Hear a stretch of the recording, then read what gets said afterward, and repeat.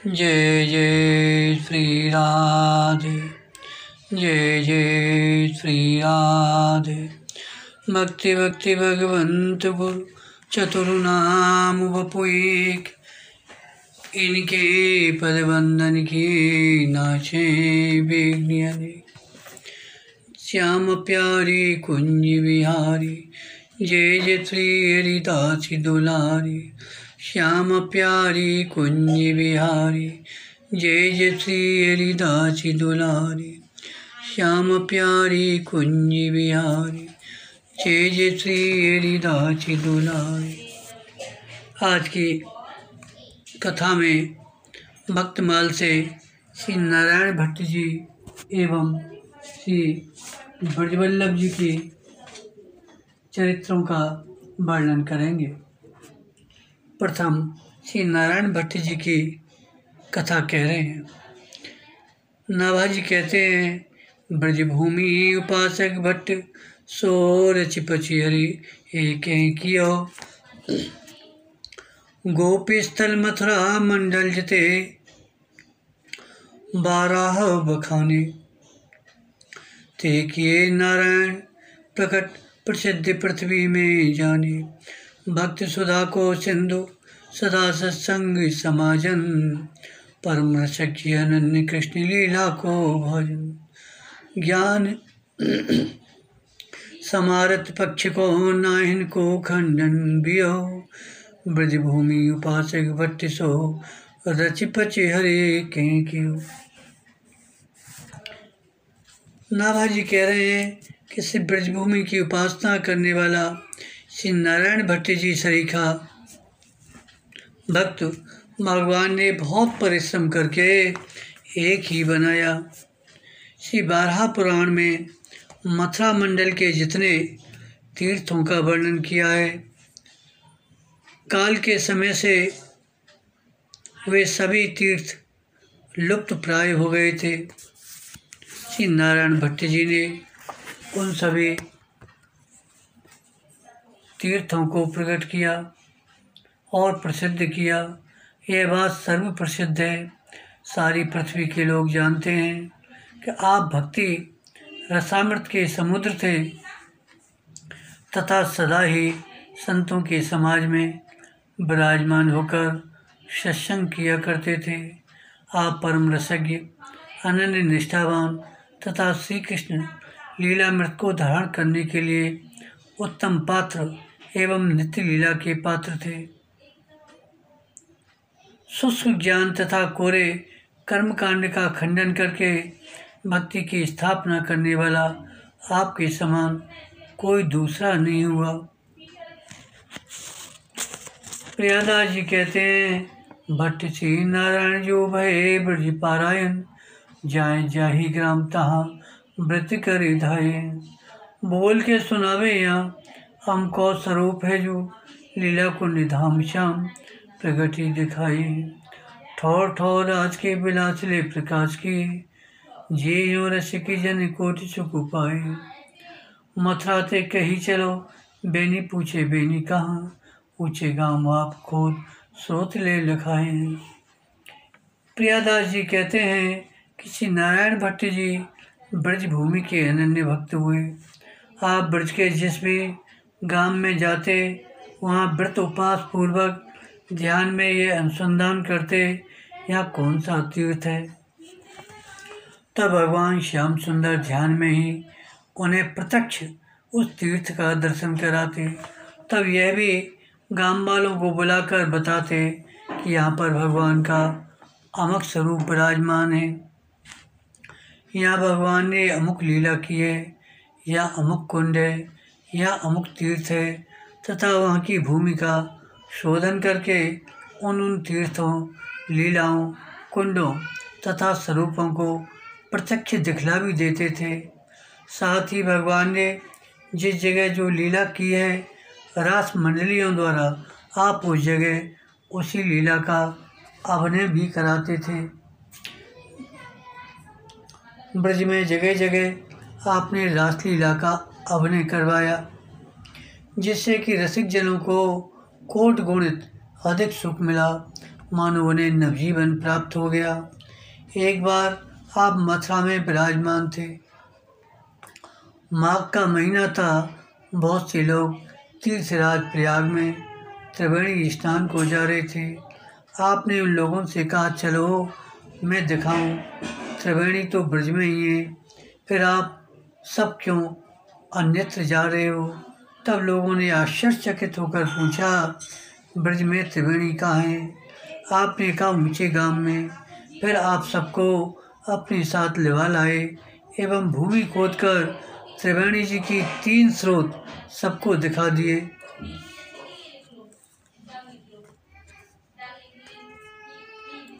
तो आपके साथ स्वयं भगवत दत्त लाडले नामक ठाकुर जी थे।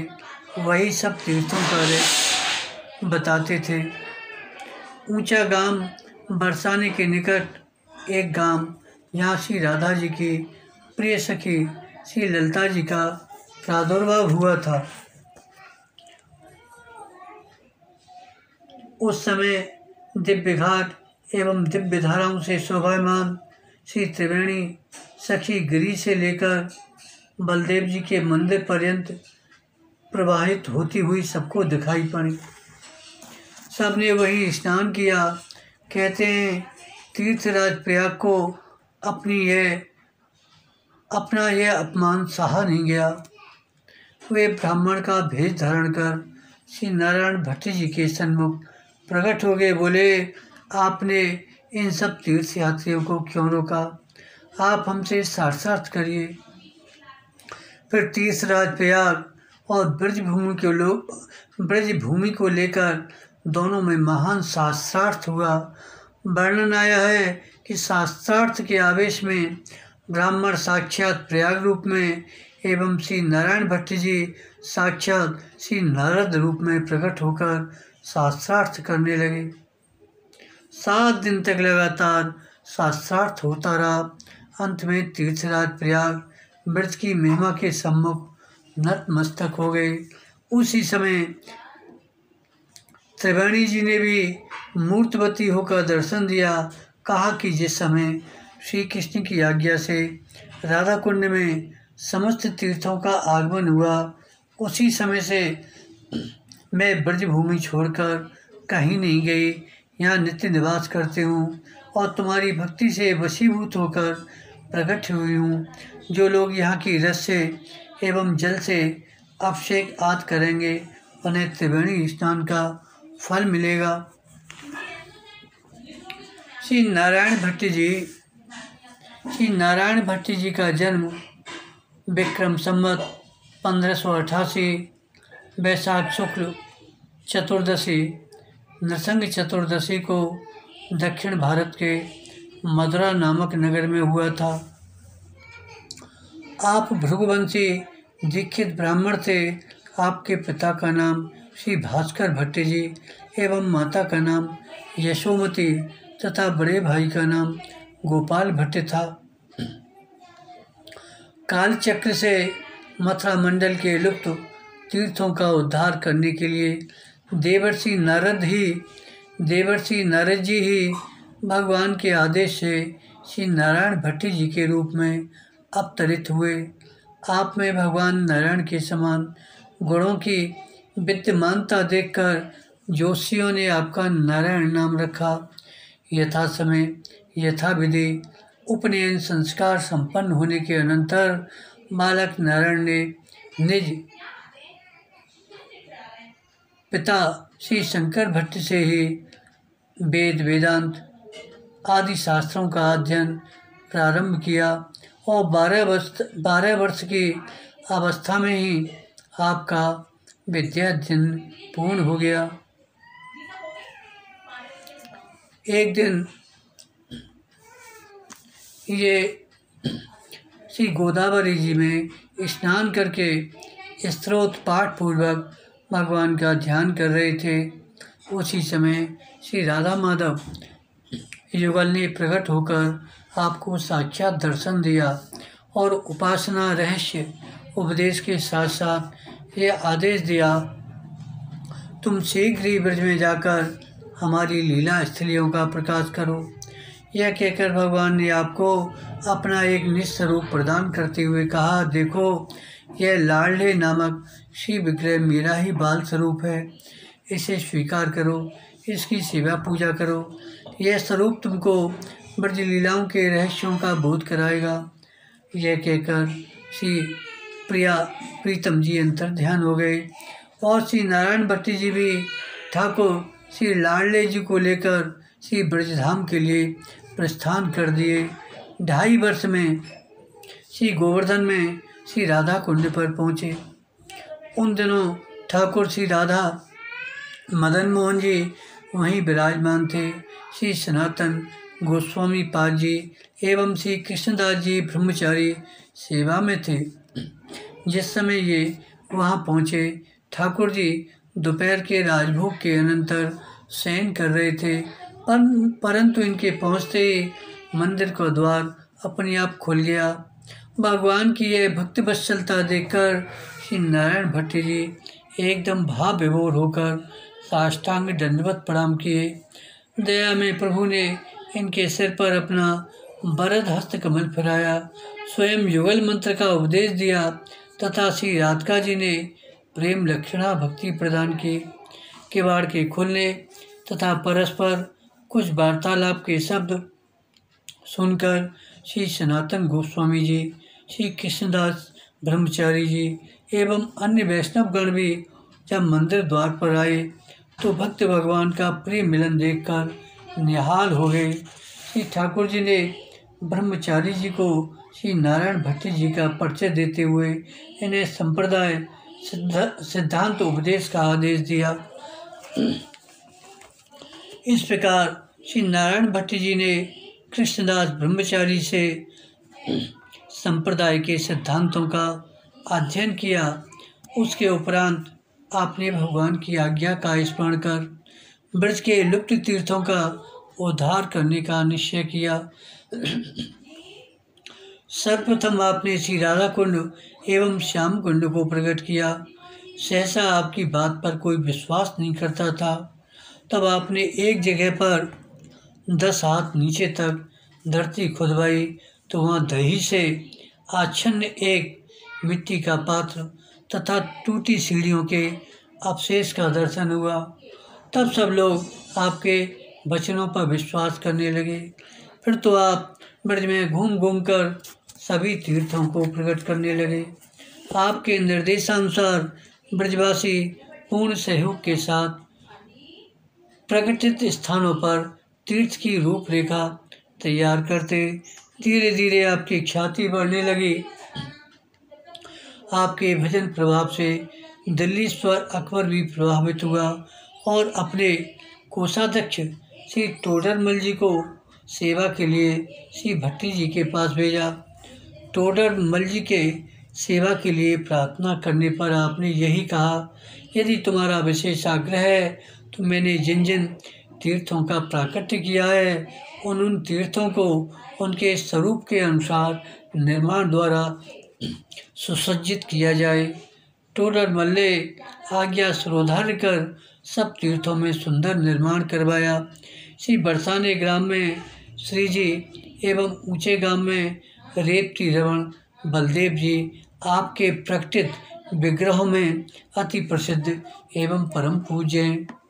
इन दोनों श्री विग्रहों की सेवा आप स्वयं करते थे। कालांतर में आपने पिता श्री भास्कर भट्ट के अनुरोध से अपना विवाह कर लिया। कुछ दिन बाद आपके श्री दामोदर नामक पुत्र हुआ जो आगे चलकर आचार्य पद पर प्रतिष्ठित हुए। श्री ब्रज प्रकाशकारी श्री नारायण भट्ट जी को तत्कालीन वैष्णव समाज ने उनके कार्यों को लक्षित करके ब्रजाचार्य पद पर अभिषिक्त किया। आपके अनेकों शिष्य प्रशिष्य हुए। आप अपने शिष्यों को सर्वतोभावेन समर्पण पूर्वक श्री हरि सेवा और प्रेमा भक्ति का ये उपदेश देते थे। अनंतर श्री कृष्ण की आज्ञा से प्रेरित होकर आप ब्रज के सुंदर ब्राह्मण बालकों को श्री राधा कृष्ण गोप भेष में सुसज्जित कर ब्रजमंडल में रास आदि लीलाओं का अनुकरण कराने लगे। आपने 12 वर्ष तक श्री राधा कुंड पर निवास किया। इसके पश्चात शेष जीवन ऊंचे गांव में निवास करते हुए व्यतीत किया। आपने वैष्णवता का बोध कराने वाले विविध ग्रंथों का पठन किया। अपने ग्रंथों में प्रतिपादित विषय की पुष्टि के लिए आपने वेद, उपनिषद, स्मृति संहिता आदि सत्सद ग्रंथों का प्रमाण दिया है। इसमें आपके पांडित्य का दर्शन होता है। आपको भगवान की नित्य लीलाओं का नित्य साक्षात्कार होता था। श्री बामन जयंती आपकी तिरोधान तिथि है। अब श्री ब्रजवल्लभ जी का चरित्र वर्णन कर रहे हैं। ब्रजवल्लभ वल्लभ वरम दुर्लभ सुकने नंदिये, नृत्य गान गुण निपुण रास में रसि वर्षावत, ओ लीला ललितादिबलित दंपतहि निजावत, अतोदार निस्तार सुजस ब्रजमंडल राजत, महामहोत्सव करत बहुत सभी सुख साजत। श्री नारायण भट्ट प्रभु परम प्रीति रस बच किए, ब्रजवल्लभ वल्लभ परम दुर्लभ सुकने नंदी। श्री ब्रजवल्लभ जी सभी को अत्यंत प्यारे थे, क्योंकि आपने सभी के नेत्रों को रासलीला का परम दुर्लभ सुख प्रदान किया। आप नृत्य गान आदि गुणों में बड़े प्रवीण थे। रासलीला में आप अपने कौशल से रस की वर्षा करते थे और श्री ललितादिक सखियों के सहित दंपति श्री युगल किशोर को रिझाया करते थे। आप स्वभाव से बड़े उदार तथा प्राणियों का भव से निस्तार करने वाले थे। आपका सुयश संपूर्ण ब्रजमंडल में व्याप्त तथा शोभायमान है। आप बहुत से महोत्सव करते थे, जिसमें सभी को परम सुख मिलता था। आपने श्री स्वामी नारायण भट्ट जी को अपने प्रेम रस से बस में कर लिया था।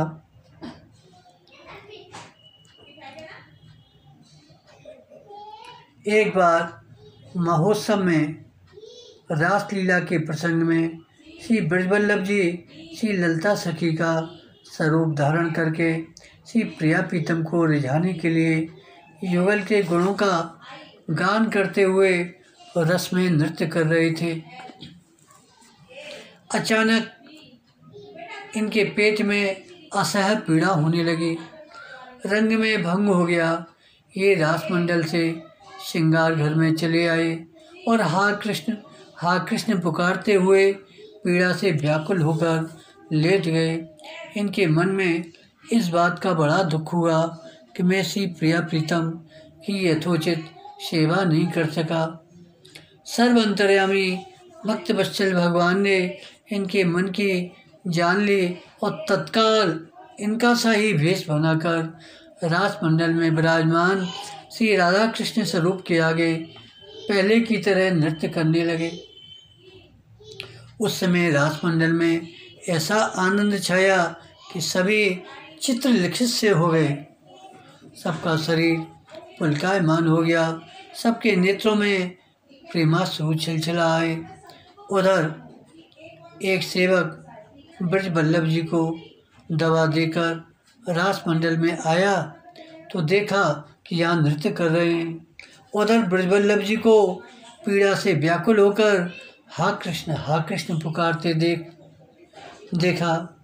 इधर प्रेम उल्लास में नृत्य करते देखकर वह सेवक हैरान हो गया कि यह क्या बात है। उसने दौड़कर श्रृंगार घर में जाकर पीड़ित ब्रजवल्लभ जी को रासमंडल का समाचार सुनाया। श्री ब्रजवल्लभ जी ने धैर्य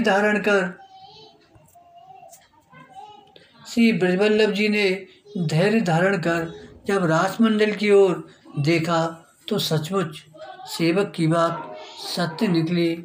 सेवक तो इस रहस्य को समझ नहीं पा रहा था, परंतु ब्रजवल्लभ जी तत्काल जान गए कि भक्तवांछा कल्पतरो से प्रभु ने मेरे ऊपर यह अहित की कृपा की है।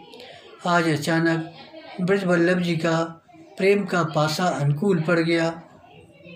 ये श्री ललिता जी के वेश में श्री प्रभु का परम दुर्लभ दर्शन पाकर कृतकृत्य हो गए। साथ ही आनंद के आधिक्य के कारण मूर्छित हो गए। प्रातःकाल जब मूर्छा दूर हुई तो इस रहस्य का उद्घाटन हुआ। सभी ने आपके प्रेम की सराहना की। बोलो नारायण भट्ट जी महाराज की जय, श्री ब्रजवल्लभ महाराज की जय।